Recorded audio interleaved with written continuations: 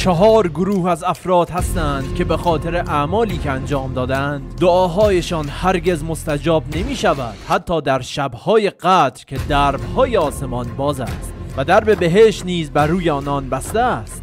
اما این گناهان چیست که این گونه مجازات سنگینی برای آن تعیین شده است؟ تو این ویدیو به این سوال پاسخ خواهیم داد. قبل از شروع لطفاً کانال رو سابسکرایب کنید و لایک هم بزنید. در ادامه با کانال زیگورات همراه باشید.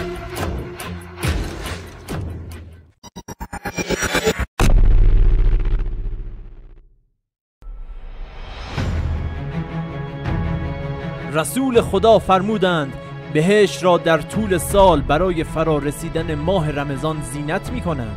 سپس حضرت ویژگی های ماه رمضان را بیان می کنند. در فضیلت شبهای قدر فرمودند وقتی شب قدر فرا می رسد خدای متعال به جبرئیل امر می کند که با گروهی از ملائک به زمین بیایند. جبرئیل در مکه مستقر می شود و ملائک دیگر را مأمور می کند که در زمین پخش شوند و به هر بنده‌ای که در این شب مشغول عبادت است، چه ایستاده و چه نشسته و یا اگر مشغول نماز و ذکر است، سلام کنند و از خدای متعال استجابت دعای آنها را بخواهند و این کار را تا طلوع فجر انجام می دهند.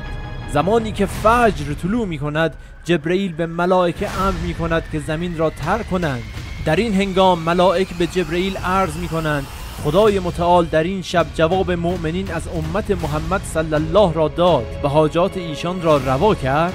جبرئیل در جواب آنها می گوید خدای متعال در این شب به آنها نظر می کند و همه آنها را مورد آمرزش قرار می دهد مگر 4 گروه.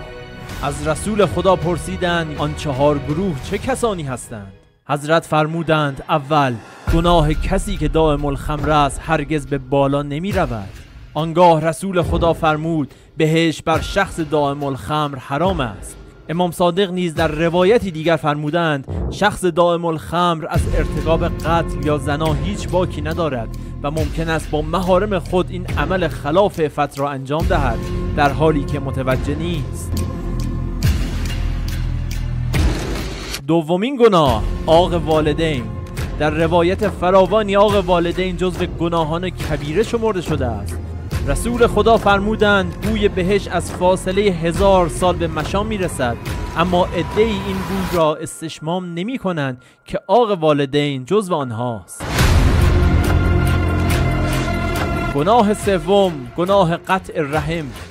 قطع الرحم در زمره گناهان کبیره شمرده شده است. امام سجاد در روایتی به فرزندشان امام محمد باقر توصیه می کند با چند گروه معاشرت نداشته باش. یکی از آنها کسی است که قطع الرحم کرده است. امام علت فرمایش خود را این گونه بیان کردند من در 3 جای کتاب خدا قاطع رحم را ملعون یافتم. اول سوره محمد آیه 22 و 23. آیه خطاب به منافقین است که می‌فرماید شما اگر اختیار امور را به دست بگیرید در زمین فساد کرده و قطع رحم می‌کنید، چنین افرادی را خدا لعنت کرده است. دوم سوره رعد آیه 25. کسانی که عهد الهی را میشکنند و قطع رحم میکنند در حالی که امر به صله رحم شده است. و اما گناه آخر گناه 4 گناه کینه داشتن از مؤمن. یکی از ویژگی های مرد و زن خداجو پرهیز از کینه توزی است. در بهشت هیچ گونه کینه‌ای وجود ندارد و یا به تعبیر بهتر جای انسان کینه‌توز در بهشت نمی باشد، زیرا خداوند در سوره اعراف آیه 43 فرمود بهشتیان در بهشت نسبت به یکدیگر هیچ گونه کینه و دشمنی ندارند. امام سجاد نیز در دعای 44 صحیفه سجادیه از خدای متعال درخواست می کند خدایا در ماه رمضان به ما توفیق عنایت کن تا صله ارحام به جای آوریم و اگر کسی ما را ترک کرده با او ارتباط برقرار کنیم و نسبت به کسی که ظلمی در حق ما کرده انصاف را رعایت کنیم و اگر کسی با ما دشمنی دارد ما با او مهربان باشیم مگر کسی که به خاطر تو و در راه تو با او دشمنی داریم. در شب قدر رحمت خاص خدای متعال شامل بندگانش می شود.